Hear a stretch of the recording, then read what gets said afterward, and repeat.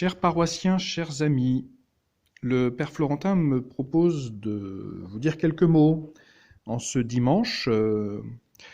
Alors, vous avez tout ce qu'il faut sur Internet, je pense, tous les commentaires d'évangile possibles et imaginables, les homélies absolument intelligentes, il y a tout ce qu'il faut. Mais le fait de vous parler, c'est une manière de vous rejoindre et vous dire notre proximité dans le Seigneur, dans la communion de nos deux paroisses, Notre-Dame-en-Cité et Sainte-Thérèse.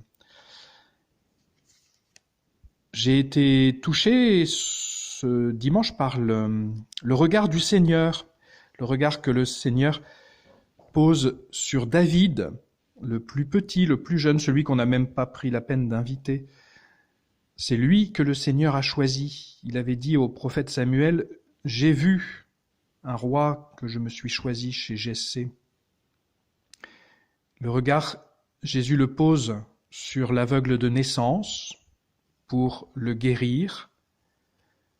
Le regard du Seigneur, il se pose sur celui qui est le plus petit, le Seigneur. Le regard du Seigneur, il se pose sur notre petitesse, exactement ce que dira Marie dans son Magnificat. Le Tout-Puissant a jeté les yeux sur la petitesse de sa servante. Le Seigneur pose son regard sur nos infirmités, car c'est dans nos infirmités qu'il veut manifester sa puissance. C'est ce que dit Jésus de notre aveugle. Il est aveugle pour que les œuvres de Dieu se manifestent en lui. Vous vous souvenez que manifestation, en grec, ça se dit épiphanie. C'est donc une épiphanie, cette guérison de l'aveugle. Une épiphanie de l'envoyé de Dieu, une manifestation de l'envoyé du Père qui manifeste qu'il est venu pour guérir, pour recréer l'humanité abîmée par le péché. Et la conséquence du péché, c'est l'aveuglement. Alors vraiment, en ce dimanche de l'Étaré, en ce dimanche de la joie, nous pouvons réentendre cette parole « Debout, Jérusalem, car elle est venue ta lumière et la gloire du Seigneur se lève sur toi », alors que la vraie lumière, déjà, la lumière de la résurrection pointe à l'horizon. Le Christ t'illuminera, nous dit saint Paul. Mettons-nous donc dans la peau de notre cher aveugle, parce qu'après tout, aveugle de naissance, c'est un peu la condition de l'humanité qui ne connaît pas Dieu. Cet homme, il est aveugle de naissance, donc en fait c'est comme s'il n'était jamais vraiment né. Il est sorti du sein maternel, mais il n'a pas vu la lumière, il n'est pas venu à la lumière. Il ne connaît même pas le visage de ses parents, il ne connaît pas le visage du Seigneur. Cet homme, il est dans les ténèbres extérieures, comme d'autres sont dans les ténèbres de l'ignorance et du péché. C'est pourquoi on parle de l'aveuglement du péché. Par le baptême, vous le savez, nous avons été lavés de notre aveuglement. Les yeux de notre âme ont été lavés dans la piscine de l'envoyé. Le Seigneur nous a recréés comme il avait façonné Adam avec la glaise du sol, comme il a guéri l'aveugle avec la boue qu'il a faite par sa salive. Le Seigneur nous a recréés dans la grâce de notre baptême. Peut-être nous sommes un peu comme cet homme, l'aveugle guéri, qui va déjà témoigner de celui qui l'a guéri, alors même qu'il ne connaît toujours pas son visage.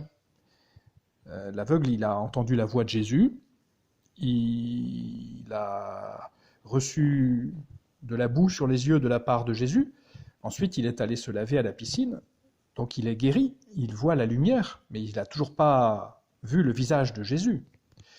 Il va le voir à la fin du passage, quand il va confesser sa foi. Nous aussi, nous sommes un peu comme lui. Nous cheminons dans la foi. Nous connaissons la parole du Seigneur, nous reconnaissons sa voix, mais nous n'avons pas encore vu pleinement son visage. Et nous aspirons à ce face-à-face. comme Thérèse d'Avila, au moment de mourir, « Ah, enfin, Seigneur, nous allons nous voir ». Ce temps de carême, vous le savez, est un temps qui nous est donné pour notre conversion. Et c'est pourquoi nous pouvons demander au Seigneur sa lumière, peut-être pour discerner les ténèbres peut-être de notre cœur, les replis de ténèbres dans notre cœur que peut-être nous ne connaissons pas très bien.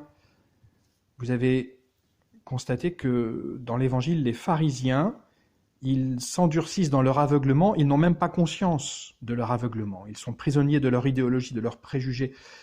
Le propre de ce genre d'aveuglement, c'est qu'on n'en est pas conscient.